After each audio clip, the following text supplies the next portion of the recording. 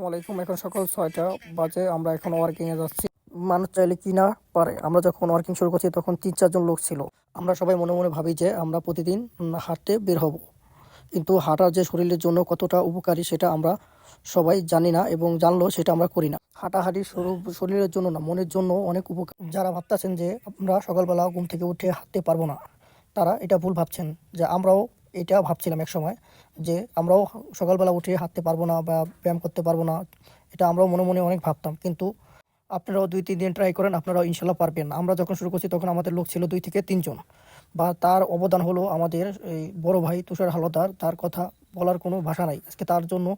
আর এবং সজল ভাই, ঠিক আছে, তার জন্য আজকে আমাদের অনেক লোক আমরা হাঁটাহাঁটি এবং ওয়ার্কিং করতেছি, বা আমাদের অনেক ভালো লাগে। আপনাদেরও এরকম ভালো লাগবে। যা এই যে সজল ভাই যে মাস্টার, তাকে আমরা মাস্টার বানাইছি, ঠিক আছে। সে অনেক পরিশ্রমিক লোক, বা সব এই যে আমাদের মাস্টার সজল ভাই, সে অনেক পরিশ্রমিক লোক এবং ভালো ওয়ার্কিং জানে এবং ব্যায়ামও জানে।